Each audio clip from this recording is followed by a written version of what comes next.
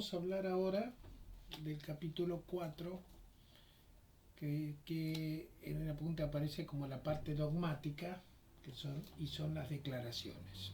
Empezamos ahora con la primera parte de la Constitución Nacional y habla de las declaraciones. Las declaraciones son enunciados solemnes acerca de distintas cuestiones, como ser la forma del Estado, la forma del gobierno, la confesionalidad que va a tener el Estado. Después trataremos ya en el capítulo 5 sobre los derechos, que ya aparecen en esta parte dogmática, los derechos que tienen los ciudadanos. En el capítulo 5, como en el capítulo 7, acá debo hacer una corrección, creo que puse capítulo 5 sobre el derecho internacional y no, es el capítulo 6, ahí cometí una equivocación, porque el capítulo 5 es sobre los derechos. En el capítulo 6 hablaremos sobre los derechos internacionales y en el capítulo 7 sobre las garantías. En este capítulo vamos a hablar de las declaraciones, vamos a hablar del sistema representativo, el sistema republicano y federal que establece el artículo primero, las características de cada uno. Vamos a hablar de la Iglesia y el Estado en cuanto a la confesionalidad que adoptó el Estado argentino, de tener como religión del Estado la religión católica apostólica romana, de los recursos que tiene el tesoro, tributos, los distintos tributos, impuestos, tasas, contribuciones especiales, etc. Y después también hablaremos sobre situaciones de emergencia, como pueden ser la intervención federal de las provincias o el estado de sitio. En el capítulo 5, siguiendo con esta parte dogmática, hablaremos de los derechos. En el 6 hablaremos sobre derechos internacionales y después ya hablaremos sobre las garantías. Tanto en el capítulo 5 como en el capítulo 7 dividiremos los derechos sobre los anteriores a la reforma 94, es decir, aquellos derechos que estuvieron en la Constitución de 1853, y en las garantías tendremos también las garantías de 1853, y después estarán las nuevas garantías que son de la Constitución de 94 y los nuevos derechos en el capítulo 5, que son los establecidos por la Constitución de 94. La parte de derechos tiene también un agregado intermedio, que es el artículo 14 bis, con los derechos sociales, los derechos del trabajador en relación de dependencia, que lo estableció la Constitución de 57. Hablaremos de ellos también. Aquí en el capítulo 4 vamos a hablar de las declaraciones. Cuando hablemos de este tema, vamos a empezar a decir que son enunciados, como ya he dicho, enunciados que hablan sobre las distintas formas de Estado, sobre las distintas formas de gobierno, sobre los derechos que ya he dicho que se le reconocen a los hombres, el sistema del artículo 1, que es el sistema representativo, republicano y federal, lo que establece el artículo 2 sobre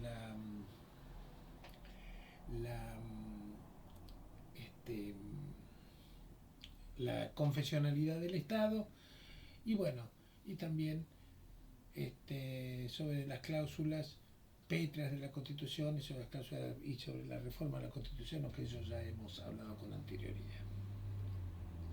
El sistema representativo republicano y federal es lo primero a lo que vamos a hacer mención, que es el que está establecido en el artículo primero de la Constitución. El sistema representativo significa que el pueblo no gobierna ni delibera sino a través de sus representantes. Por eso la forma de nuestro gobierno es la forma representativa. Lo contrario a una forma representativa es la democracia directa. La directa es cuando el mismo pueblo es el que vota. Esto se daba en la polis griega, cuando se reunían todos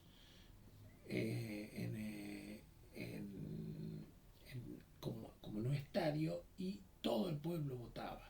Ahora sería esto imposible por la cantidad de habitantes que hay en una nación. Por eso se dice que es un sistema representativo. El pueblo gobierna a través de sus representantes. En la nación argentina, la representación del pueblo la tiene la Cámara de Diputados. Por eso la Cámara de Diputados se dice a veces también que es la Cámara representativa. El Senado representa a las provincias. Por eso la Cámara de Diputados tiene una cantidad de diputados que es proporcional a la cantidad de habitantes. Mientras que las cámaras de senadores son 3 senadores por cada provincia, porque representan, como ya he dicho, a la provincia. Si bien se tiene un sistema representativo, en la reforma del 94 se estableció 2 figuras que colocan en ese aspecto en lo que se llama un sistema semidirecto. Es decir, que de alguna forma el pueblo también está gobernando, no por sus representantes, sino por decisión propia. ¿Cuáles son estas figuras que le dan este carácter de semidirecto a este sistema nuestro? Es el de la iniciativa popular y el de la consulta popular, que lo vamos a desarrollar más adelante. Pero, adelantándome un poco al tema, diría que la iniciativa popular es aquellos proyectos que tienen iniciativa en el pueblo, que es cuando a uno le piden firma, y si se junta una determinada cantidad de firmas, ese proyecto se eleva a la Cámara de Diputados, y siempre ese proyecto va a entrar en Cámara de Diputados, porque la Cámara de Diputados es la que representa al pueblo, por eso el proyecto entra por ahí, y deberá tratarlo la Cámara de Diputados, y bueno, después veremos los tiempos que tiene, qué proyectos pueden ser iniciados y qué pasa si no los trata, etc. Y lo otro, además de la iniciativa popular, es la consulta popular. La consulta popular es cuando el gobierno le pide como un plebiscito al pueblo para que tome decisiones sobre un tema. Hay consulta popular vinculante y consulta popular no vinculante. Acá se ha hecho la no vinculante una sola vez, que es cuando fue el Tratado del Beagle. Después lo vamos a ver, y eso, si bien no estaba en vigencia la Constitución del 94, porque fue anterior al 94, como en la reforma del 94 sentó unos principios que son los que había establecido Alfonsín, y esto fue durante el gobierno de Alfonsín, bueno, esta iniciativa popular que se hizo con la anterioridad de la reforma se hizo de la misma forma que después fue establecido en la Constitución. Se le pide al pueblo que vote si estaba de acuerdo con el tratado de paz que habíamos obtenido con Chile con la mediación de Juan Pablo II. Y esto tenía un interés político, porque si el tratado sobre el Beagle, el Papa Juan Pablo II estableció que esas islas que estaban en conflicto pertenecían a Chile. De manera que si el gobierno de Alfonsín tomaba la decisión de aceptar el tratado, los nacionalistas iban a estar en contra de la decisión de Alfonsín, porque perdíamos las islas. Y si iba en contra y no aceptaba el tratado, todo el resto de la población iba a estar en contra, porque significó una guerra con Chile por 3 islas que hay en el sur. Para no pagar ese precio político, sometió a una consulta popular no vinculante. La mayoría de la población dijo no a la guerra, aceptó el tratado de Juan Pablo II, luego el precio político lo pudo, no lo sufrió Alfonsín, porque en definitiva lo único que hizo fue hacer caso a la voluntad popular. Estos sistemas de consulta popular, vinculante y no vinculante, y de iniciativa popular, son una excepción al sistema representativo. Fueron incorporados en la Constitución del 94 y hacen que esto sea un sistema semidirecto en esos temas. Ahora bien, después el apunte habla, y la Constitución también, de un sistema republicano. Voy a decir respecto del sistema representativo que esta sería una de las causas por la cual podría llegar a ser también condenado, independientemente de la posibilidad del pueblo de peticionar, todo lo vinculado a esas manifestaciones que se hacen frente al Congreso cuando el Congreso debe deliberar y tomar una decisión. Cuando fue el tema del voto de la ley del aborto, pañuelos celestes y pañuelos verdes estaban en el Congreso y presionaban en pos de una u otra decisión. Lo mismo cuando eran modificaciones en los sistemas jubilatorios. Y realmente no tendría que permitirse ese tema, esa presión, porque en definitiva para eso se han elegido los diputados, para que representen al pueblo y no tienen que ser presionados en sus decisiones. El sistema republicano que establece el artículo primero en su segunda parte significa que el sistema de gobierno argentino es una república. Ya habíamos visto, a lo del capítulo anterior, que tenía sus orígenes la Constitución de 53 en la Revolución Francesa, y la Revolución Francesa abolía la monarquía y establecía la república con la división de poderes. Este antecedente marca el sistema republicano de nuestro país, y ese sistema republicano tiene esas características. Los gobernantes, entre otras características, tienen que ser elegidos por el pueblo, pero siempre a partir de una forma democrática de elección. Pero esto no es el alcance de la república. Muchas veces los políticos confunden que estamos en la república y hablan con el sistema democrático. El sistema democrático, elección popular, es una de las características que tiene que tener la república. Pero la república también requiere división de poderes. Por eso, en la medida que un poder trate de avasallar al otro, cuando, por ejemplo, el Poder Ejecutivo, que lo hemos visto en tantos gobiernos, no respeta la independencia del Poder Judicial y siempre quiere influenciar, ya sea influenciando en el Consejo de la Magistratura, ya sea queriendo ampliar los miembros de la Corte desmedidamente, como que iba a hacer un juicio político sin razón, como había hecho el gobierno del presidente Fernández antes. Vamos a ver, cuando vemos el Poder Judicial, que la intromisión del poder político en el Poder Judicial es infinita.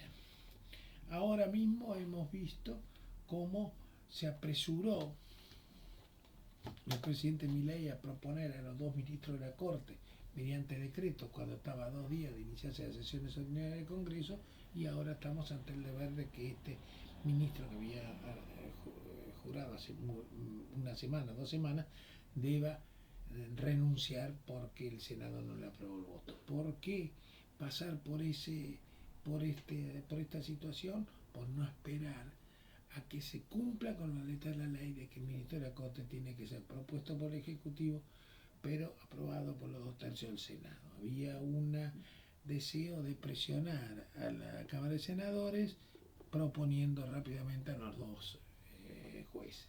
Entonces es como esa urgencia y necesidad por nombrar determinados jueces y no dejar que el sistema lo desarrolle, que esto desde ya en adelante es un sistema sabio en ese tema. Cuando se trata de decidir sobre la existencia de o nombramientos en órganos que sirven, como puede ser la independencia del Poder Judicial, o para contralor de la tarea de la administración, caso Procurador del Tesoro, caso Ombudsman, caso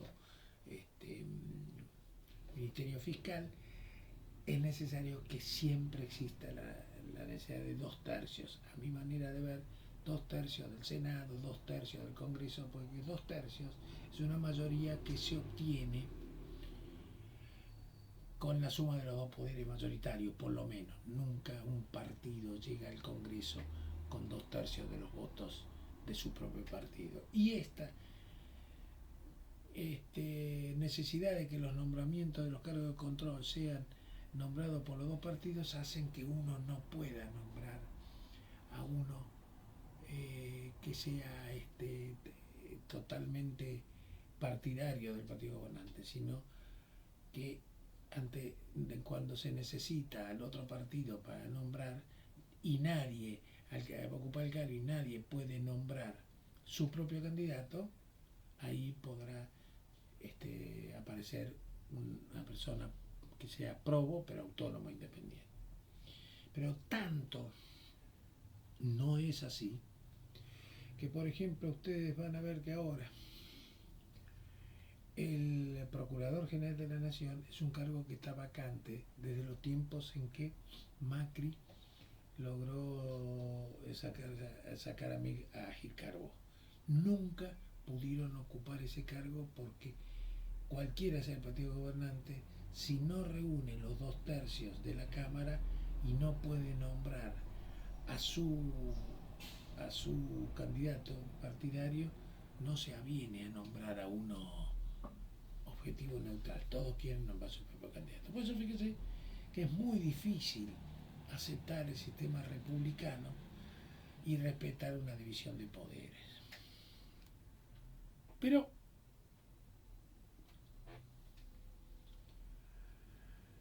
entre la división de poderes, una de las cosas que establece el artículo que establece la Constitución está en la prohibición del Congreso de otorgar al Poder Ejecutivo facultades legislativas. Fíjense que este tema de la división de poderes y del control de un poder sobre otro tiene un antecedente histórico importante, que es el de el gobierno que precedió a la sanción de la Constitución Nacional. Ustedes vean que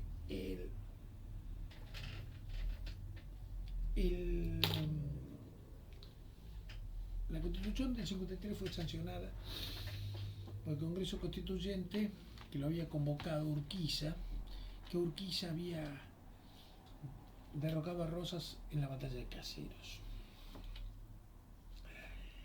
Rosas gobernó al país desde 1829 a 1832, luego interrumpió un periodo de 3 años, que fue a hacer la campaña del desierto contra los indios hasta el río Colorado, y después de un gobierno de Balcarce y los interinatos, gobiernos interinos de Villamonte y de Massa, vuelve para un nuevo periodo de 3 años, en 1835.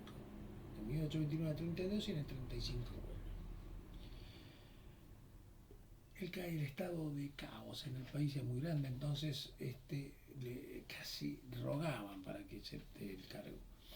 Y Rosas dijo, bueno, yo solo voy a aceptar el cargo si me dan la suma del poder público y las facultades extraordinarias. Esto significa que Rosas iba a ser la máxima autoridad en lo legislativo, en lo ejecutivo y en lo judicial. Y se lo dieron.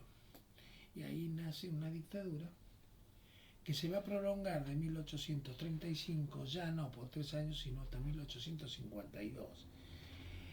Y fue un gobierno muy sanguinario. Y calificaba a los contrarios, que eran los unitarios, como los salvajes unitarios, y los salvajes y otros calificativos negativos. Y era un gobierno sanguinario de los federales contra los unitarios y también los unitarios contra los federales. Cuando Urquiza hace un pronunciamiento, es decir,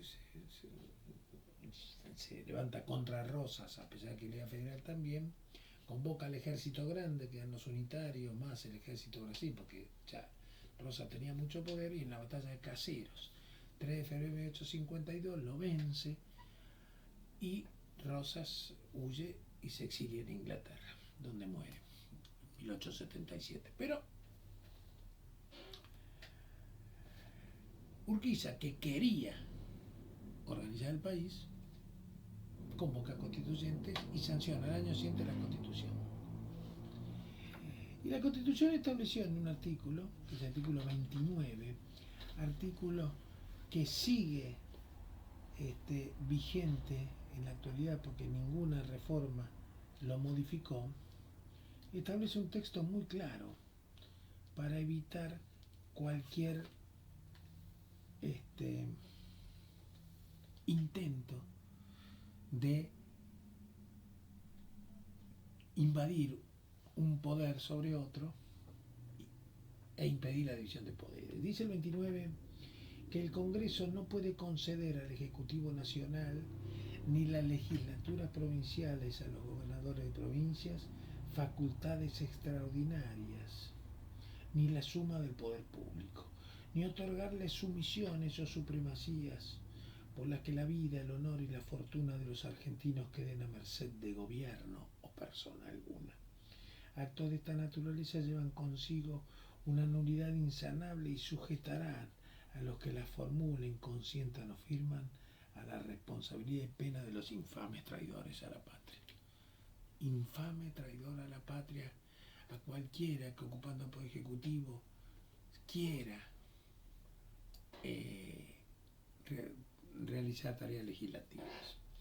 Naturalmente esto, que después también fue fortalecido por el artículo 99 en su inciso tercero, donde dice que nunca bajo ningún aspecto puede abrogarse facultades legislativas del Poder Ejecutivo, encuentra después una excepción en la Constitución, en la reforma del 94, cuando se habilita el Poder Ejecutivo a sancionar decretos de necesidad y urgencia. Estos decretos de necesidad y urgencia le dan, por situaciones excepcionales, la facultad de legislar al Poder Ejecutivo. El problema está en ver si cuando los poderes ejecutivos usan el decreto de necesidad y urgencia, si realmente hay una situación de urgencia o simplemente se consideran por ese interés político que su situación es de emergencia y urgencia. Pero en sí está previsto, lo vamos a ver en su momento cuando veamos la sanción de las leyes, vamos a ver sobre el decreto de necesidad y urgencia, las características, las trampas que tiene este decreto de necesidad y urgencia, pero lo cierto es que es un arma excepcional, porque lo que rige es el sistema republicano de división de poderes, y esto, quien no la respeta, se hace merecedor de la pena de los infames traidores a la patria, artículo 29 de la Constitución, y que tiene un claro antecedente que el político, que fue el gobierno de Rosas, que debía ser del 35, perdón, hasta 38, y se prolongó hasta el año 1852, y fue porque lo derrocaron si no hubiese seguido. Otra característica del sistema republicano es garantizar la igualdad de la ley de todos los habitantes sin que se efectúe una discriminación. Vamos a ver después el concepto de igualdad y los distintos alcances. Los funcionarios, también establece el sistema republicano, deben responder civil y penalmente por todos los actos que realizan en el ejercicio de sus funciones públicas. La responsabilidad de los funcionarios públicos es otra de las características del sistema republicano. El ejercicio de la función pública debe ser periódico, lo que, si bien no impide la reelección en el cargo, sí se combate el que se perpetúe el funcionario en el cargo. Esto ha sido resuelto hace muy poco en la Corte Suprema, cuando llegó a la Corte Suprema el tema por Infran. Infran, el gobernador Formosa, se escudaba en que su constitución no ponía un límite a la reelección. Si bien las constituciones provinciales deben cumplir con la primera parte de la Constitución no dice en ningún momento que no puede ser reelegida una persona continuamente. Es decir, esto lo pone como límite con el presidente, pero esto no está en la parte primera dogmática, sino después, cuando se habla de la parte orgánica del Poder Ejecutivo. Y la Constitución dice que las provincias deben respetar la primera parte. Pero esta primera parte de la Constitución sí habla del sistema republicano. El sistema republicano tiene como característica la periodicidad del cargo, por lo que la Corte falló en contra de Infran y no podrá seguir siendo reelegido continuamente. Se dice de que Infran ahora va a decir que seguramente reformará la Constitución y querrá poner un límite y querrá que este sea su primero de los 2 o 3 periodos que establezca la Constitución. Pero creo que no podrá ser reelegido nuevamente, tendrá que poner un candidato de su partido porque la Corte consideró que el 30 y pico de años que ya lleva como gobernador es contrario al sistema republicano. Los actos realizados por los gobernantes en el ejercicio de sus funciones deben ser públicos. La publicidad de los actos de gobierno es otro de los elementos característicos del sistema republicano. Y nuestra Constitución, en su artículo primero, también habla del sistema federal. Cuando hablamos del sistema federal, lo contrario es el sistema unitario. Las guerras que ha habido luchas internas en este país entre unitarios y federales hicieron que después triunfase el sistema federal cuando Urquiza derrotó a Rosas y quedó impuesto para la organización nacional el sistema federal. Eso es al contrario de lo que habían establecido las constituciones unitarias del 19 y del 26. ¿Qué significa que sea un sistema federal? Es que existe un gobierno central y gobiernos provinciales. Pero las provincias conservan todo el poder que no le delegan al gobierno central. Las provincias preexisten al gobierno central. Ya para 1853, cuando se sanciona la Constitución, había provincias. Habían otras que se crearon posteriormente, pero muchas de las provincias argentinas ya estaban. Rosa fue gobernador de Buenos Aires durante 1820, que en esa lucha con el litoral que habíamos hablado antes, estaba Estanislao López, gobernador de Santa Fe, Ramírez, gobernador de Entre Ríos, Ferré de Corrientes, y había provincias. No estábamos organizados como nación, pero había provincias. Entonces, preexistieron a la nación. Cada provincia tuvo su organización, su gobierno, su estado, sus órganos de gobierno. Se sanciona la Constitución y la Constitución dice, vamos a adoptar un sistema federal. Entonces, que las provincias deleguen parte de sus funciones en el gobierno central, pero solo lo que ellas delegan será función del gobierno central. Todo el poder residual, lo que no se delegue expresamente, será poder de la provincia, porque las provincias son autónomas. Y las delegaciones están expresadas en los distintos artículos que veremos cuando veamos cada órgano del gobierno. El Poder Ejecutivo, las atribuciones que tiene el presidente están en el artículo 99, que forma parte de las atribuciones que los gobernadores de provincia le delegan al presidente. El artículo 75 establece las atribuciones del Congreso y ahí están expresadas todas las funciones que ejerce el Congreso, que son delegaciones que le hace el gobierno provincial. Todo lo que no está mencionado en estas delegaciones lo conservan los gobiernos de provincia. Y también, a los efectos de la función judicial, están las delegaciones que aparecen en la parte final de la Constitución Nacional, en el artículo 106 y 107, si mal no me acuerdo, y que habla de todo lo que es la competencia originaria de la Corte, la competencia que es la competencia federal, que es lo que le delega las provincias al Poder Judicial de la Nación, en la justicia federal.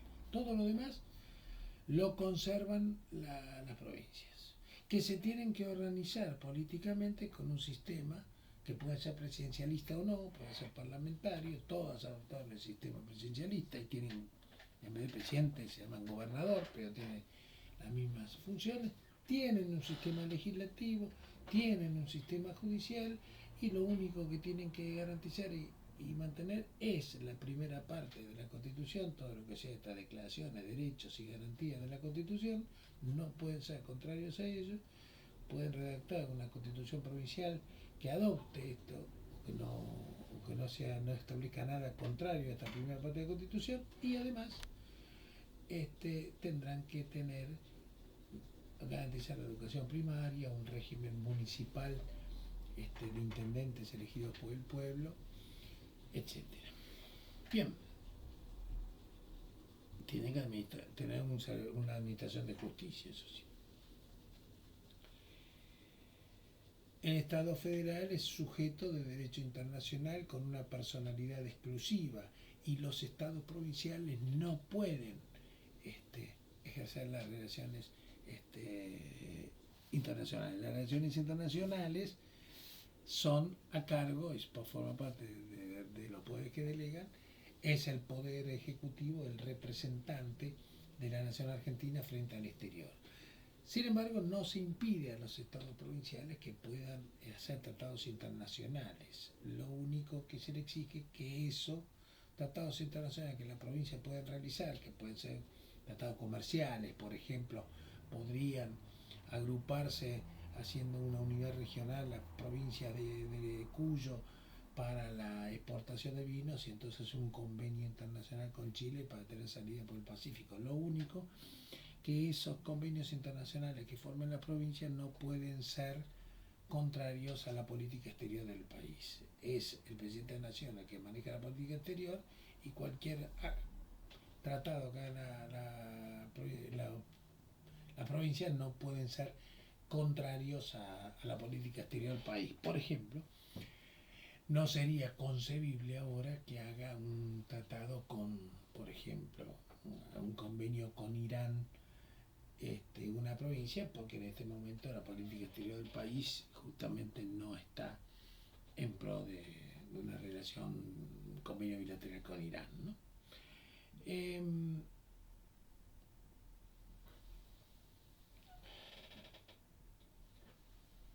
También, aparte de estas autonomías de las provincias,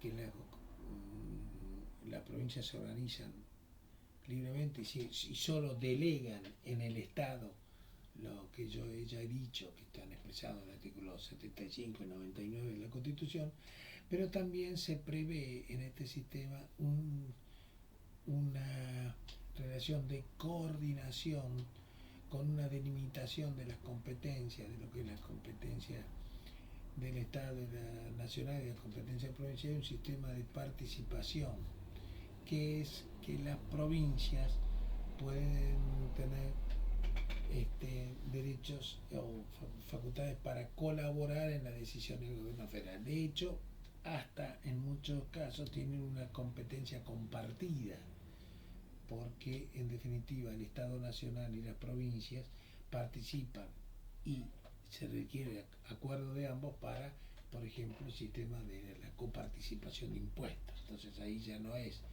que el gobierno federal tiene ciertas atribuciones, la provincia tiene otras, sino que ahí se tienen que complementar. Son esos casos que requieren aprobación de ambos sistemas, el provincial y el nacional, para poder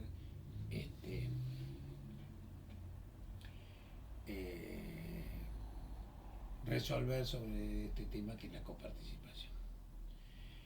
Ya dije que conservan todo el poder no delegado, y además lo que había dicho que estaban en el 75, lo que le delegan al Congreso, en el 99 lo que se le delega al Poder Ejecutivo, es el 116 y 117 las delegaciones que las provincias hacen al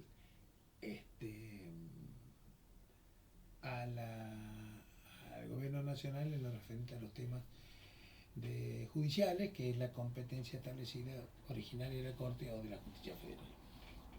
En el tema del artículo 2 dice que el gobierno federal sostiene el culto católico apostólico romano. Esto, si bien no fue reformado, porque se prohibió la reforma de la primera parte de la Constitución, ya prácticamente ha quedado en desuso, porque ya el Estado confesional, que era en el siglo XIX, ya dejó de serlo ahora en el siglo XX, y con las reformas que se establecieron en el año 1900, en el año 94, ya prácticamente las normas donde daba ciertas facultades a la Iglesia Católica fueron desapareciendo. Que el presidente de la Nación sea católico, ya en la última reforma se prescindió de eso, ya no es exigible. La evangelización de los nativos, que se establecía en la Constitución del 53, fue cambiado por el de entregar ciertas tierras de las que alguna vez le pertenecían a ellos, y de la educación bilingüe. Ya no se necesita o no es requisito de la evangelización. Sin perjuicio de eso, como se sigue sosteniendo que es una persona que se sostiene este culto católico apostólico romano, entonces lo consideramos una persona de derecho público. A diferencia de los otros credos, Las otras religiones son personas de derecho privado, por lo que sus bienes serían embargables, no así lo de la Iglesia Católica. Además, hay una ligero un sueldo que se dan a los obispos o un pequeño mantenimiento que del Estado hacia la Iglesia Católica, que no lo tienen los restantes credos. En defensa de la postura, cuando esto fue cuestionado hace poco tiempo sobre los sueldos que le daban a los obispos, la Iglesia dijo, miren, son sueldos muy chicos comparados con todo lo que la Iglesia le da al Estado con donativos, con colaboraciones, etc. Pero bueno, tenga razón uno, tenga razón otro, lo cierto que es una persona de derecho público. Que sea una persona de derecho privado los otros credos religiosos no significa que eso afecte la libertad de culto. Pues la libertad de culto, vamos a ver que no solo es la posibilidad de que cada religión profese libremente su culto, sino que además tienen derecho y no se le puede prohibir que tengan su templo de oración, por lo que no es una cuestión de que acepto una religión pero le impida prácticamente de ejercer el culto, no.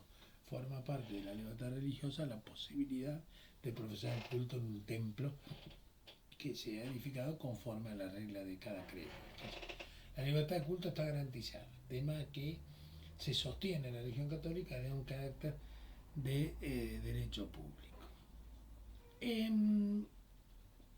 Anteriormente a todo esto estaba con la Iglesia Católica lo que era la ley del patronato. La ley del patronato históricamente es algo interesante porque ahora ya la nación argentina, si bien sigue sosteniendo el culto católico, no existe en la feligresía o en el pueblo una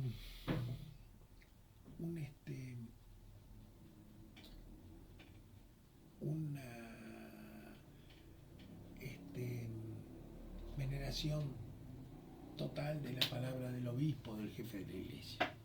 Simplemente es una opinión más que puede compartirse o no. Pero anteriormente, ya por el siglo XIX, decía el obispo casi en la palabra santa. Entonces de repente era complicado para los gobiernos que en su homilía dominical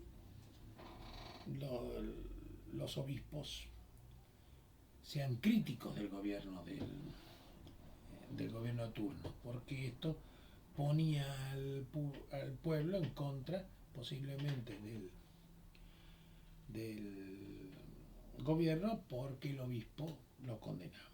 Por eso estaba la ley de patronato, una ley donde se decía que para la designación de un obispo lo tenía que elegir el Papa, pero la elección salía de una terna que era propuesta por el gobierno.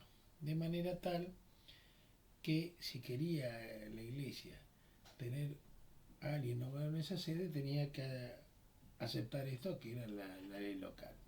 A pesar que protestaban en contra de eso, esto le daba la garantía de que el gobierno de turno iba a proponer una terna de obispos que sean afines a su idea política. Esto fue dejado sin efecto durante la presidencia de Ilia y entonces se derogó el tema del régimen del patronato y la elección de los obispos de los obispos de cada diócesis iba a ser a cargo del Papa sin necesidad de una terna propuesta por el Poder Ejecutivo. Otro de los temas que aparecen en el artículo 4 son los recursos del Estado. Los recursos del Tesoro Nacional, que no son ni más ni menos los recursos que la riqueza que obtiene el Estado por medio de una ley. Mediante una ley va a poder tener una expropiación, puede tener una multa, una venta de una tierra pública, una locación, sacar un crédito internacional, etc. Pero también va a tener los impuestos, porque los impuestos tienen que ser establecidos por ley. No se puede por un decreto, por una ordenanza, hacer un impuesto, por lo menos un impuesto a nivel nacional, ¿no? Pero los recursos, que son estos bienes que adquiere, lo va a adquirir de esta forma: por expropiación, por multa, venta o locación de tierra. Después aparecen los tributos. ¿Qué son los tributos?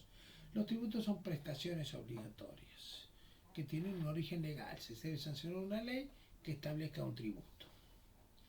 Este tributo es con el cual el pueblo, los contribuyentes, colaboran a cubrir los gastos del Estado.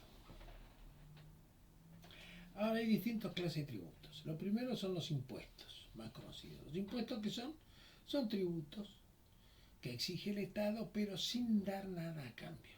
Esto no significa que no tienen como una finalidad atender los bienes públicos. Sin dar nada a cambio no significa que se los pueden apropiar. Tienen una finalidad pública. Lo que pasa es que no tienen una contraprestación. Si yo pago 100 de impuestos, no significa que el Estado tiene que gastar 100 en mí. Ese impuesto que yo pago es para que el Estado atienda los bienes públicos, los gastos del Estado. Por eso, si por ejemplo yo pago 100 de impuestos y esos 100 van para dar un plan trabajar, no significa que me vayan a dar un plan a mí. No lo preciso.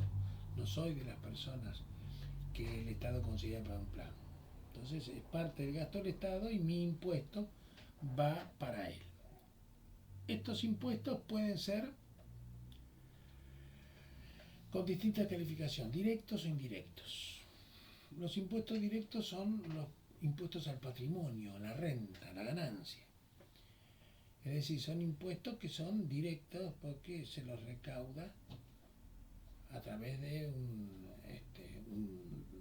requerimiento y la presentación de declaración jurada y pago directamente por parte del contribuyente. Los indirectos son aquellos que son impuestos al consumo, son periódicos, no se recauda directamente, requieren de una acción por parte del contribuyente de consumir, y cuando consumir pagará impuestos.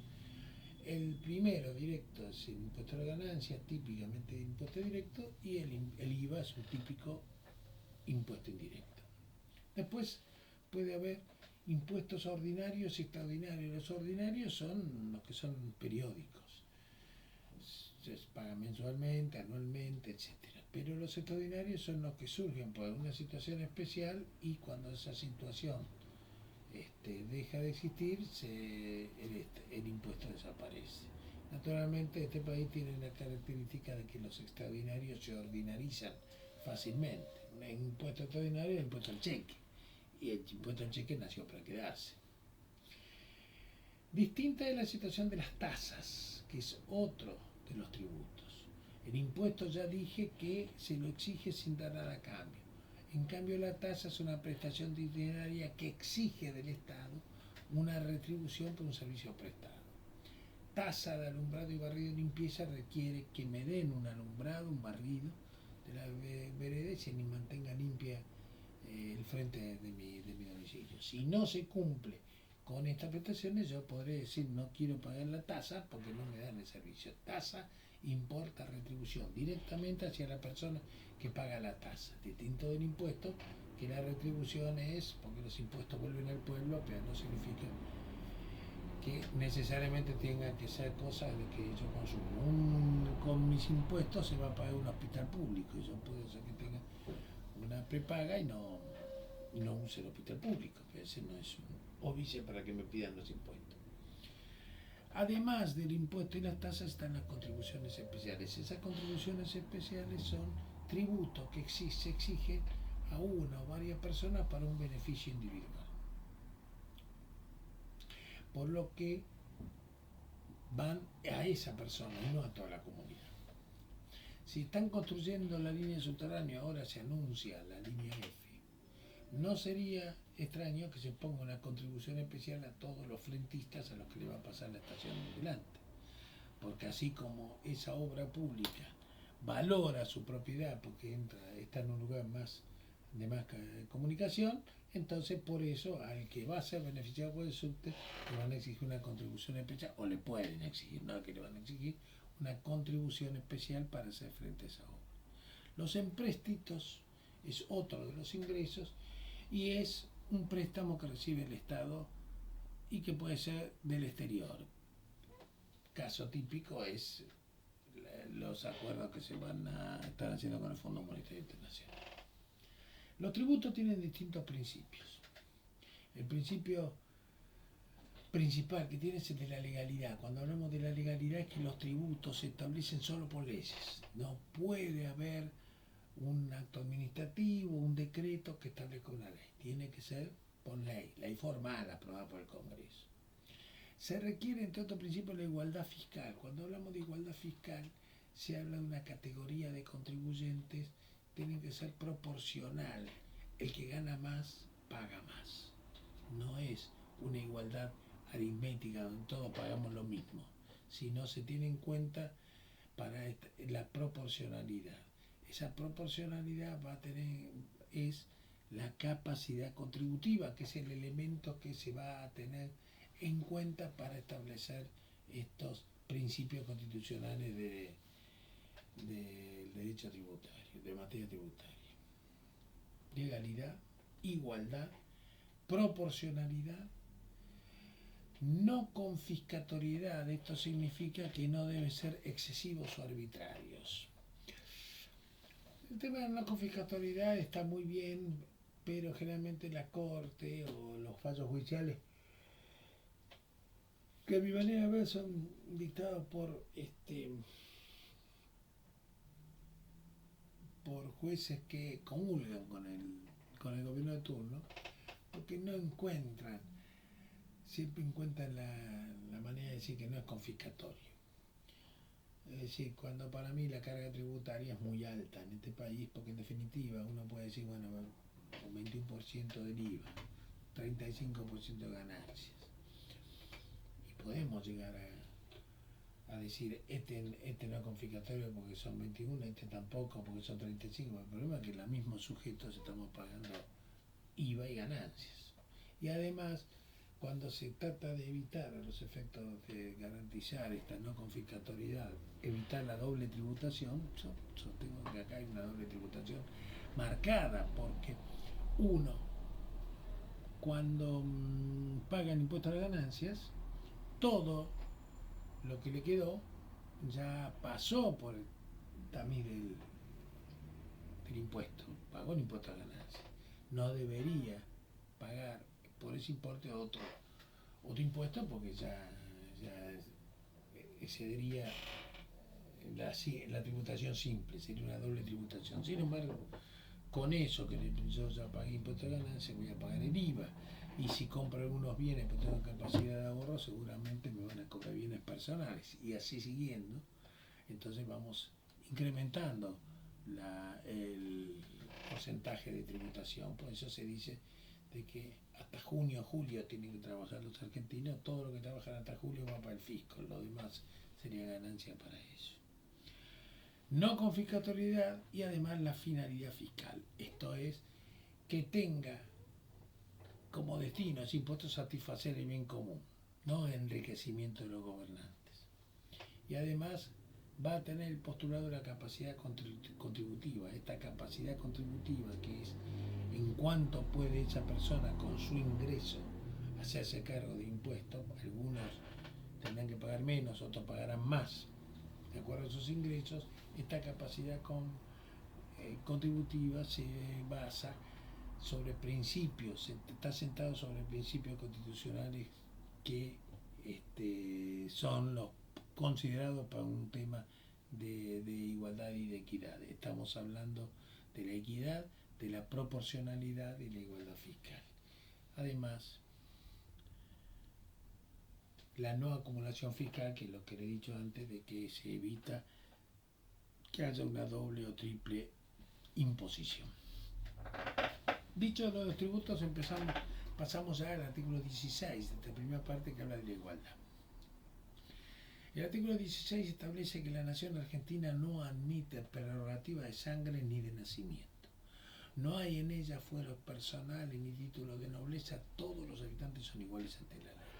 Esta primera parte, establecida en el artículo 16, que es la redacción de 1853, era para abolir totalmente todo lo que eran fueros personales, los títulos que existían en España. Es el conde tal, es el hijo del vizconde tal, y así estábamos con títulos nobiliarios y que le daban a una persona por el solo hecho de tener un padre que se puede hacer conde o lo que sea, títulos nobiliarios que no venían al caso. Acá la igualdad primera es que se excluye todo tipo de privilegio personal que pueda existir por una prerrogativa de sangre. Todos los habitantes son iguales ante la ley, admisibles en un empleo sin otra condición que la idoneidad. Esto, si bien está expresado en el artículo 16 de la Constitución, ahora ese es un tema que ya yo le diría que no se aplica mucho. No se aplica porque tenemos necesidad de que haya cierto porcentaje de mujeres en el cargo, en los cargos políticos tiene que haber alternancia. Si en la lista de diputados el primero es hombre, el segundo tiene que ser mujer, el tercero hombre, y así seguir con la alternancia. Ahora se está hablando de que se va a poner que la necesidad de que algunas personas no binarias también tienen que estar. Entonces el requisito de que sean también, exigir que en los cargos haya personas de toda orientación sexual. Y esto atenta contra la idoneidad, porque la idoneidad no está dada en temas sexuales, está dado en el tema de la capacidad de la persona. Podrían ser todas mujeres, todos no binarios, todos hombres o lo que sea. Es la idoneidad la que debe gobernar los cargos públicos. Fíjense, cuento siempre este tema, que es lo que me pareció absurdo. Cuando hubo la elección de diputados, no me acuerdo ahora, no hace muchas elecciones, 2 o 3 elecciones, en las PASO, el PRO llevaba 2 listas, una la encabezaba Vidal y la otra López Murphy, en la interna del PRO. Gana por muy pocos votos Vidal, y entonces impone sus candidatos, como los 2 primeros eran Vidal y el segundo, y el tercero y cuarto recién venía López Murphy y su vice de candidato. Cuando se unificaban las listas después de las PASO. Resulta que López Murphy quedó cuarto y era el tercero. Está bien, entró también porque no tenía un caudal de votos por el cual más de 3 diputados iba a colocar el PRO. Pero supongamos que hubiese colocado 3. Entonces dejaba afuera a López Murphy, que era el jefe de los otros. ¿Y por qué pasó López Murphy del tercero al cuarto puesto? Porque Vidal es mujer, el segundo era hombre y el tercero, que era el de López Murphy, no podía ser hombre, tenía que ser mujer por la alternancia. Entonces ven ahí que es un absurdo, porque en definitiva, sin perjuicio de cuál pueda ser la idoneidad, era el cabeza de lista, era López Murphy. Se supone que tanto Vidal por un lado como López Murphy por el otro eran los cabezas de serie, y por tanto los que tenían más idoneidad, en principio, no había la presunción. La igualdad formal que establecía la Constitución de 1853 venía del concepto de igualdad que habían adoptado la Revolución Francesa con los derechos, Declaración de los Derechos del Hombre y del Ciudadano de 1789. Hay ciertas premisas que fue sentando la jurisprudencia con distintos fallos. Primero, que la ley debe ser la misma para todos, es decir, que proteja, cuando protege a todos, y que los vinculados a ese tema, y cuando castigue, los castiga a todos también. Los constituyentes de 1853, como ya dije, habían suprimido todo privilegio originado por el nacimiento. Es decir, esos títulos de nobleza, que cuando nace ya es noble, no existen más. La Corte Suprema hizo distintas interpretaciones en aquellos años sobre los conceptos de igualdad. Entonces se estableció que no existía un óbice para que el legislador contemple en forma distintas situaciones que son diferentes. Es decir, que no exista una discriminación que sea arbitraria. Por otro lado, la igualdad exigía, dice la Corte, que se trate del mismo modo a las personas que han actuado en circunstancias similares, situaciones similares. Si la situación es similar, no puede haber un trato distinto hacia uno o hacia el otro. La igualdad, decía la Corte también, implica que no se deben establecer excepciones o privilegios que excluyan a uno lo que se le da a los otros. Si la igualdad no es absoluta, ni obliga al legislador a cerrar los ojos ante la diversidad. Ningún derecho que establece la Constitución es absoluto. Todos los derechos son relativos y donde finaliza mi derecho, donde empiezan los derechos de los demás. Por eso decimos, después vamos a hablar, de que estos derechos que establece la Constitución son conforme a la ley que reglamenta ese ejercicio del derecho. De manera que el derecho no es absoluto y la ley que lo reglamenta le puede poner límites. Cuando hablemos en el artículo 14 del derecho a circular libremente, no significa que yo pueda ir por avenida Corrientes contramano, porque me van a hacer una multa y me van a sacar el auto. Pero sí, se puede circular libremente. Pero circular libremente significa que hay que ordenar igual el tránsito. Si hay luz roja hay que parar. Y si Corrientes va para un lado, para ir para el otro, toma Santa Fe o toma Rivadavia. Si no existiera una posibilidad de ir hacia el otro lado, ninguna calle te lleve para el otro lado, sí podés plantear la inconstitucionalidad porque no te están dejando circular libremente. Pero se tiene que reglamentar esos derechos para evitar el caos, que significaría no prever esas situaciones ante una sociedad grande como la que tenemos acá. Entonces se prevé el sentido de circulación de las calles. La igualdad también requiere razonabilidad en las pautas para ponderar la igualdad. Las únicas desigualdades, dijo la Corte, que son inconstitucionales son las arbitrarias. Si hay arbitrariedad, se altera la igualdad. Ya que las arbitrarias se estima que carecen de toda razonabilidad. Se suprimen, ya he dicho, los fueros personales. Y en el tema de los fueros personales hay un caso muy interesante, que es el caso de Videla. Videla, el expresidente de facto, cuando fue juzgado por la represión estatal, pidió ser juzgado por tribunales militares. Sostenía Videla que la lucha contra la subversión había sido una situación de guerra, y la situación de guerra ameritaba que se juzgue por tribunales militares. Tribunales militares que tienen su propia legislación y que se rigen por sus propias reglas en situaciones de guerra. Lo que pasa es que la Corte consideró que la situación de guerra pudo haber sido la de la guerra en la selva tucumana, pero el hecho de ir a buscar sus casas a la persona y una vez atrapada negarle toda posibilidad de defensa en juicio y de que sea condenado en un juicio público y que él ejerza su derecho de defensa, entonces eso no era considerado un crimen de guerra.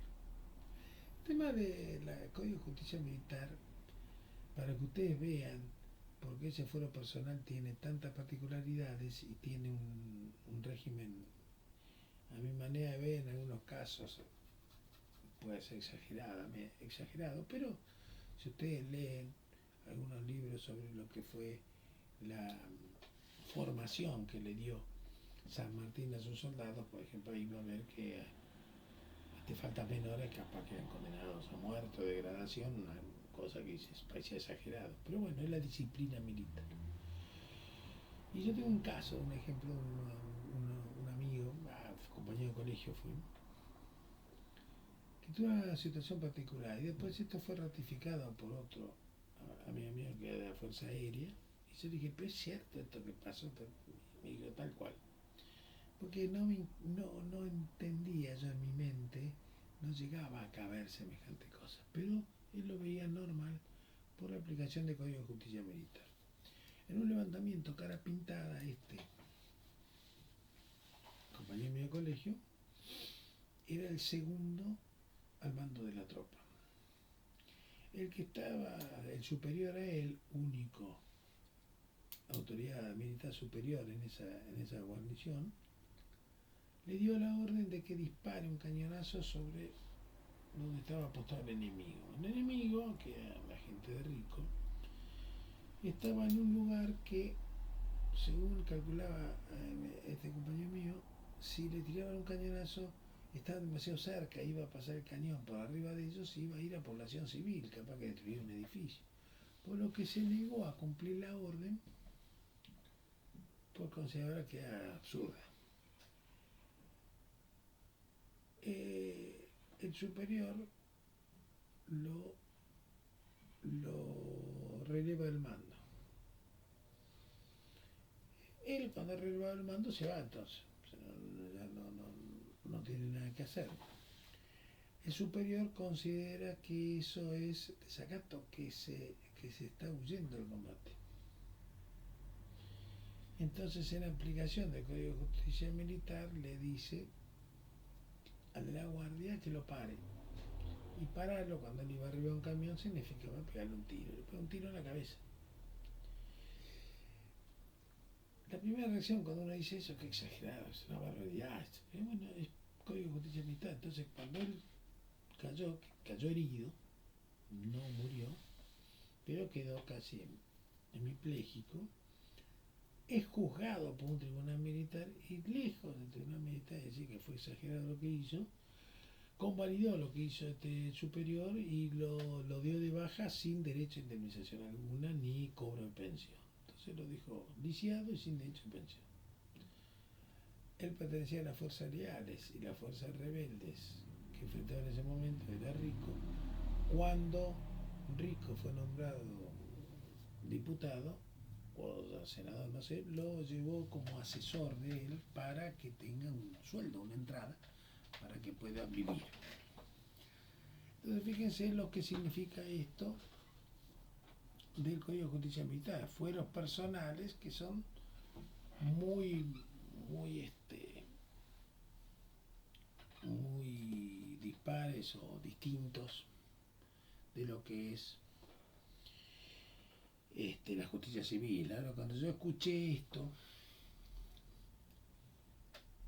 entonces pensé, cuando se hablaba del tema de la obediencia debida, bueno, la Corte dijo que en el tema de la represión no tenían los inferiores, no se eximían de pena por el hecho de decir que habían obedecido una orden, pero bueno, hay que entender que no era fácil desobedecer una orden cuando te mandan quizás a torturar a uno, pero la consecuencia de la no tortura es que te van a poner un tiro en la cabeza. Entonces, situación complicada para los suboficiales de rango inferior en el ejército en aquellas épocas.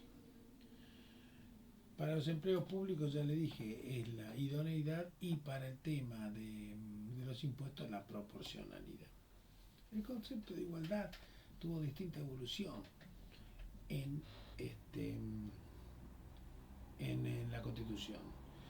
En 1853 el concepto de igualdad comprendía principalmente el de la no discriminación.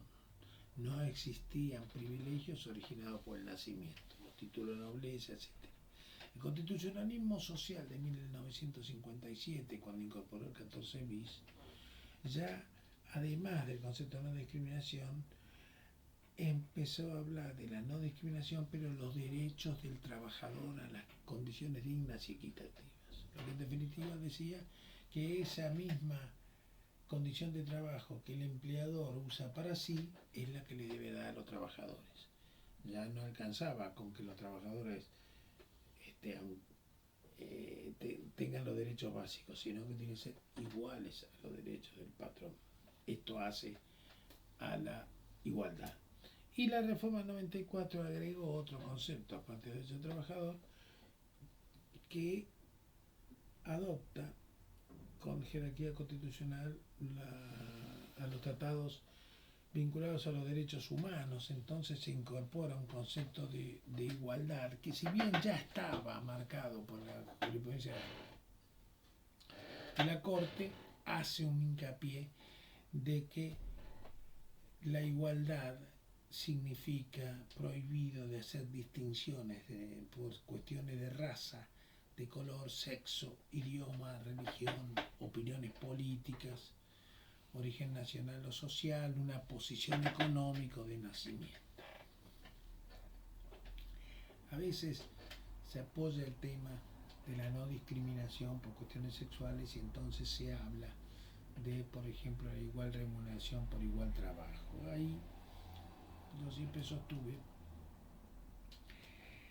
de que la mayor, el gran problema de esta desigualdad a veces no es una cuestión de discriminación, sino que es otro el problema que existe, que no digo que tengan que estar aceptados, sino que simplemente son valores que se deben considerar, porque la economía es la que gobierna el mundo.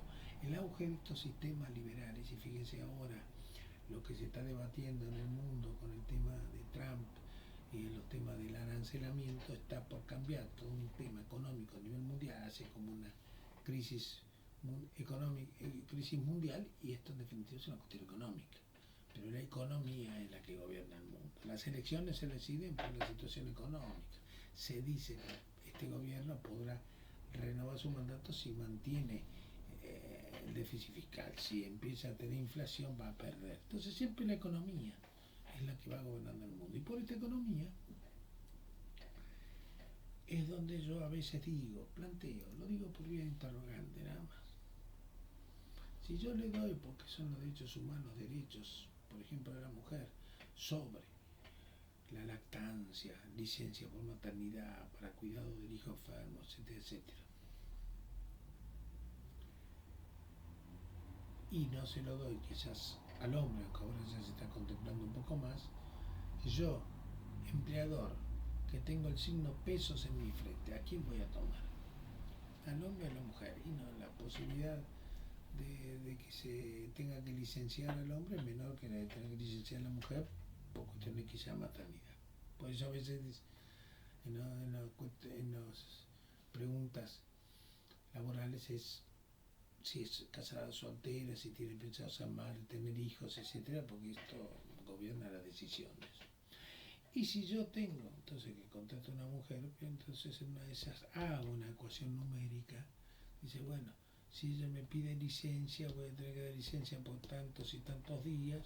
Bueno, si me ahorro tanto, entonces la puedo llegar a nombrar. Si voy a tener que pagar igual que a uno que no le voy a dar licencia, prefiero al otro. Y ahí se hace una especie de discriminación, porque prefiero quizás contratar al hombre que a la mujer. Ahora es discriminación por cuestión de sexo, o es esta ecuación económica que yo analizo y digo, bueno, me conviene más económicamente hacer esto. Digo esto porque entonces habría que hacer leyes que quizás la licencia de la mujer se reemplace con un seguro, o se lo pueda uno reducir de sus impuestos a la ganancia, esta situación, de manera de que se beneficie de una forma una persona que tiene una mujer que puede quedar embarazada y tener licencia, de manera que entonces, si esa ecuación económica se encuentra superada porque se lo compensa de otra forma, entonces sí podemos decir, están en igualdad de circunstancias, ¿por qué vas a nombrar a uno de un sexo y no a otro de otro sexo?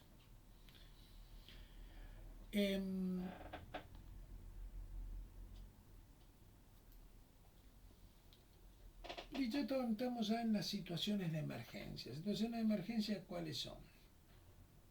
Aquellas en las que hay alguna razón que por alguna razón entran en crisis las instituciones, entonces, ¿qué herramientas le da el poder, la ley, la Constitución, al Poder Ejecutivo para que en caso de esa emergencia, esa conmoción que pueda llegar a poner en riesgo la institución de la República o de la democracia, puedan ser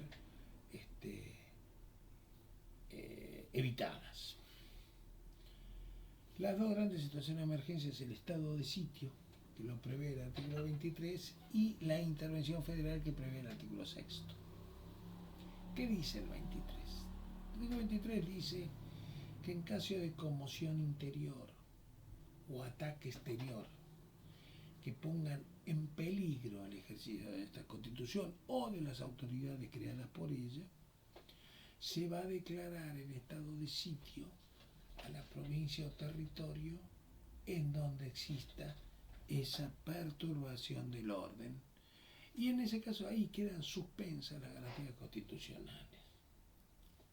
Pero, agrega el artículo 23, durante esa suspensión de los derechos y garantías constitucionales, no va a poder el presidente de la República condenar ni aplicar penas. Su poder se va a limitar en tal caso respecto de las personas a arrestarlas, trasladarlas de un punto a otro de la nación si ellas no prefiriesen salir del territorio de la nación. Entonces, desgranando esta definición,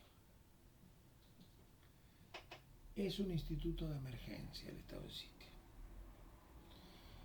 que busca proteger este sistema constitucional ante situaciones que pongan en peligro a las autoridades de la nación creadas por ella o amenacen los derechos de la nación. Lo primero que tienen que pensar es que esta situación se puede dar por dos casos: ataque exterior o conmoción interior. En el caso de ataque exterior, tiene facultades para pedir el estado de sitio el presidente de la República, que después eso va a ser ratificado o no por el Congreso.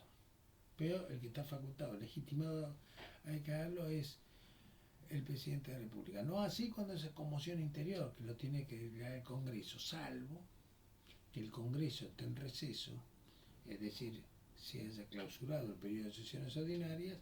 Entonces, si no convoca extraordinaria para declarar el estado de sitio, lo va a declarar el estado de sitio el presidente de la República, y después, cuando se inauguren las sesiones ordinarias, lo que hace el presidente el 1 de marzo de cada año, ahí el Congreso ratificará o no el estado de sitio sancionado. Bien, vamos a los casos de conmoción interior. Situación interna que altera gravemente el orden público. Ejemplo, los saqueos por las crisis económicas que sucedieron el 20 de diciembre del año 2001, cuando cayó el gobierno de la Rúa. Esos saqueos produjeron la declaración de estado de sitio.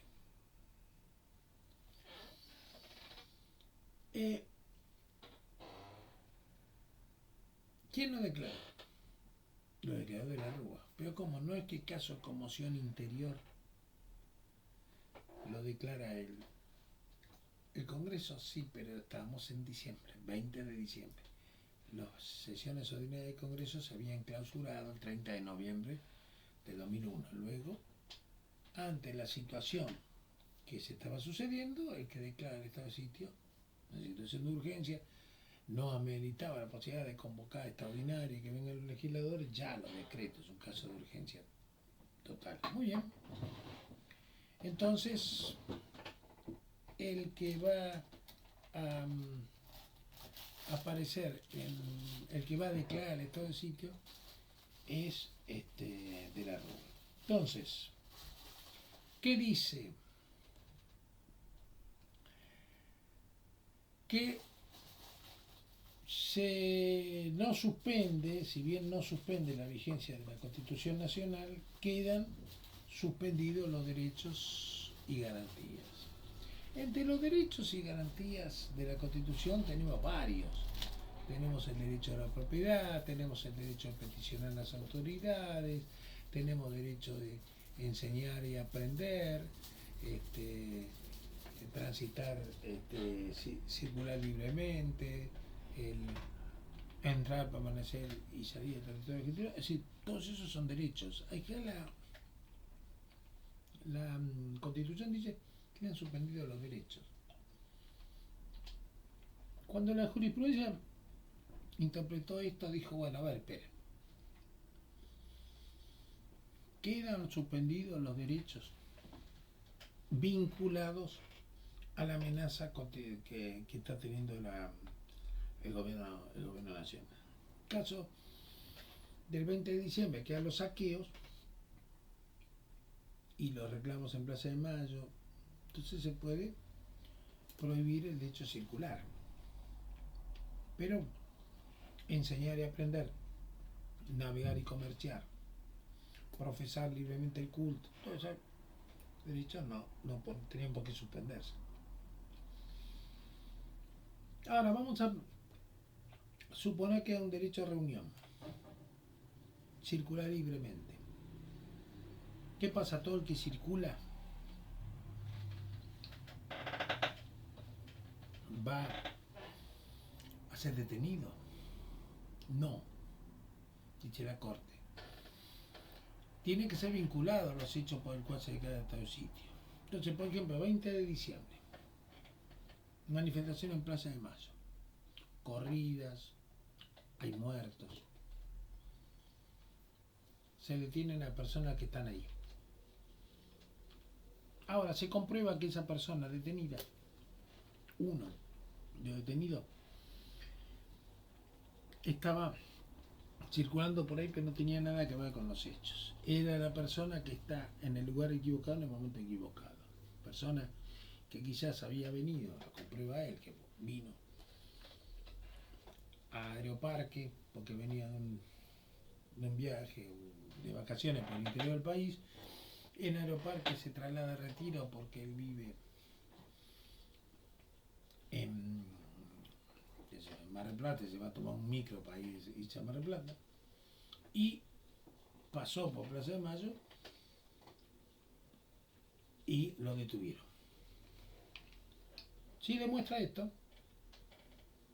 esa persona que está arrestada por el Poder Ejecutivo puede pedir un habeas corpus y le va a hacer lugar el juez al habeas corpus, porque no tiene nada que ver con la situación, y va a dar el juez la orden al Poder Ejecutivo que lo libere. Entonces ven cómo están suspendidas los derechos constitucionales, pero los que sean vinculados con ese tema. La facultad del Poder Ejecutivo es de arrestar a una persona y trasladarlo de un punto al otro del país, pero nunca puede condenar. Esto, y es fundamental, no puede condenar nunca el Poder Ejecutivo. Las facultades de condena son exclusivas del Poder Judicial. Lo vamos a ver que en los juicios políticos, y que se va a hacer un proceso contra el funcionario que quiere ser sometido a juicio político, las facultades que va a tener el Congreso cuando forma ese tribunal es de remover a la persona.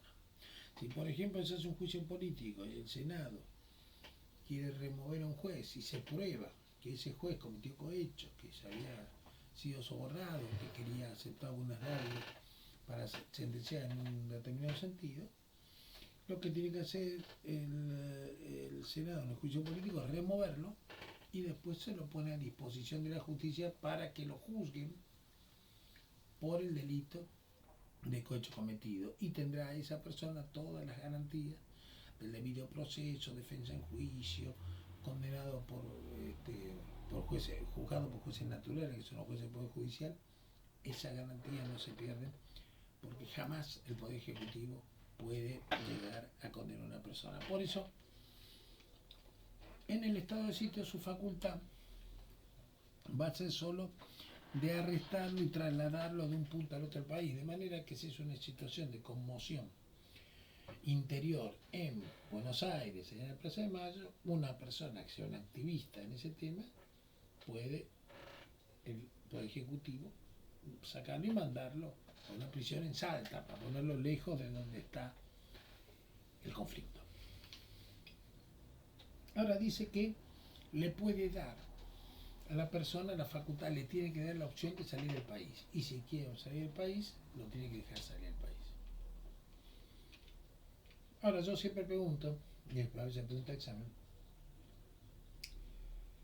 ¿qué pasa si esa persona que fue detenida en estado de sitio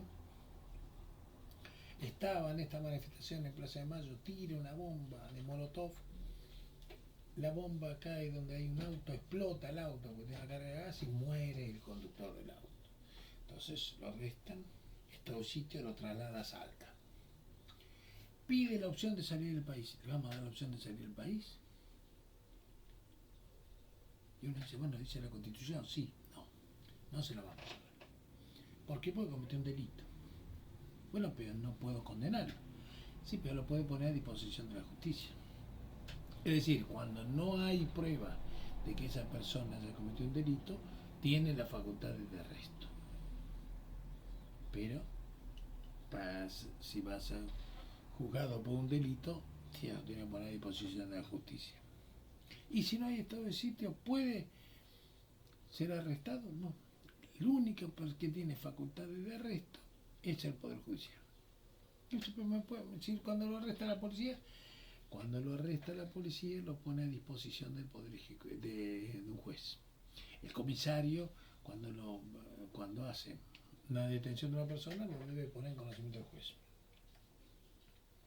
Y si no lo pone en conocimiento del juez, podrá el detenido, a través de sus familiares, hacer una acción de habeas corpus para hacer que sea liberado inmediatamente por no cumplirse con la comunicación del juez, porque solo el Poder Judicial es el que puede arrestar a una persona. Entonces el estado de sitio no afecta la vigencia de la Constitución ni la división de poderes. Si bien puede suspender las garantías y derechos, solo vinculado a la situación que origine o que estén vinculadas con el conflicto. El arresto que se le hace a una persona debe finalizar cuando se finaliza el estado de sitio. La declaración del estado de sitio no puede ser cuestionada judicialmente. Yo podría plantear judicialmente que el arresto, yo no estaba vinculado con este tema, puedo reclamar judicialmente que se cumpla con el derecho constitucional de dar la opción a salir del país. Si no lo voy a dar esa opción, lo tengo que poner a disposición de la justicia. Pero en ningún momento la validez del estado de sitio puede ser cuestionada judicialmente. Esas son decisiones propias del Poder Ejecutivo. Aceptar que el Poder Judicial revise eso sería una intromisión del Poder Judicial en las funciones que son propias del Poder Ejecutivo, y eso lesionaría también la división de poderes. Dicho esto, ya avanzamos en la intervención federal. ¿Qué es la intervención federal? Dice que el Estado o el gobierno federal interviene en el territorio de la provincia para garantizar la forma republicana de gobierno o repeler invasiones exteriores, y además podrá intervenir a requisitoria de los gobiernos provinciales. Es esta intervención federal una atribución del gobierno federal y su finalidad es conservar, defender, restaurar la integración armónica de cada provincia.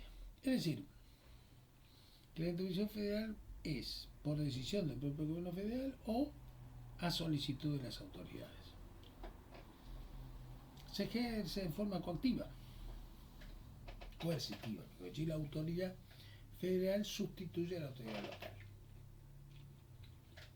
Es decir, decreto la intervención federal de la provincia, manda un interventor, reemplaza al gobernador. Tanto puede abarcar al Poder Ejecutivo como al Poder Legislativo como al Poder Judicial. En el caso del Poder Ejecutivo, el interventor va a reemplazar al gobernador. Cuando abarca a la legislatura, se disuelve la intervención, va a disolver al Congreso, y cuando abarca al Poder Judicial, y pondrá sus propios legisladores, y cuando abarca al Poder Judicial, el interventor no va a suplantar la totalidad de los jueces o tribunales provinciales, sino que se va a limitar a reorganizar la administración de justicia y remover a los jueces que motivaron que fueron los causales por el cual se hizo la intervención, pero no va a nombrar otros jueces. Los otros jueces deben ser nombrados por los mecanismos que prevé la Constitución provincial. El interventor no se va a poner nuevo legislador, entonces al removerse al Poder Legislativo, el interventor tendrá facultades de hacer decretos, leyes para reemplazar la tarea del legislador. Si bien la Constitución no establece quién designa al interventor, se ha sostenido que es el Poder Ejecutivo Nacional el que va a declarar, a nombrar al interventor. Ahora bien, dijimos que puede ser a requerimiento del gobierno local o por decisión del gobierno federal. ¿Cuál sería, por ejemplo, uno y otro caso? Supongamos que hay una poblada y esa poblada desplaza al gobernador. El levantamiento es de tal magnitud que no puede ser controlado por fuerzas locales. En ese caso, el presidente de la República mandará al interventor junto con la gendarmería o prefectura, restaurará el orden de la provincia. Para eso nombrará un interventor. El interventor asumirá el cargo con las fuerzas nacionales que enviadas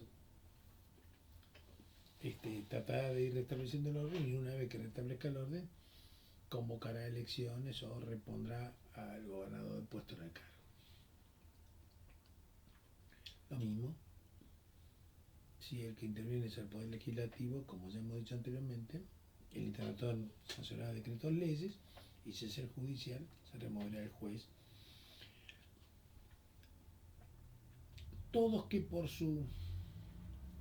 en los subcasos se vio alterada la forma republicana de gobierno, sea por actitud que ha tenido el gobernante o por solicitud del gobernante porque fue una poblada que lo removió. Este es el caso de cuando lo pide el gobernador, pero a veces puede ser que el gobernador no lo pida. El gobernador tiene un control absoluto de la provincia, pero altera la forma republicana. Por ejemplo, ¿qué pasaría si ahora, por el fallo de la Corte, que le dice al gobernador de Formosa que no puede ponerse por un periodo más porque es antirrepublicano, no le hace caso al fallo de la Corte, se postula para un nuevo cargo, y cuando la oposición reacciona con las fuerzas locales, combate y recupera el orden sin ignorando totalmente lo que dice la oposición. En ese caso, seguramente habrá una intervención federal porque no se está usando respetando el sistema republicano, entonces se altera a la primera parte de la Constitución y mandará a la gendarmería o eso para poner el orden e interviene en la provincia y lo remueve. Eso podría pasar si Infran no le hace caso al fallo de la Corte.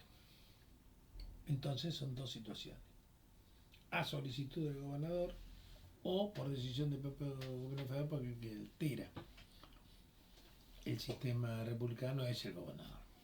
Bien, con esto hemos terminado ya el capítulo 4 de la parte dogmática de las declaraciones, y este es el último de los capítulos que entra para el primer parcial. El parcial abarcará los primeros 4 capítulos del programa. Bien, bueno, nada más. Ya ahí está la grabación del capítulo, repito, es el sexto, yo decía ahí que el quinto, y ese capítulo sobre tratados internacionales y el tema de los derechos humanos.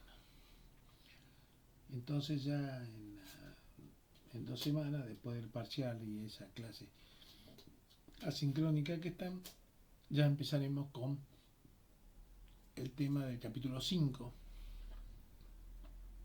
que son los de los derechos, y luego ya veremos el capítulo 7 sobre las garantías, y después ya empezamos con las autoridades de la nación. Bueno, muy bien, nos vemos en la próxima clase, y bueno, hasta acá nada más, y con esto finalizamos el capítulo 4.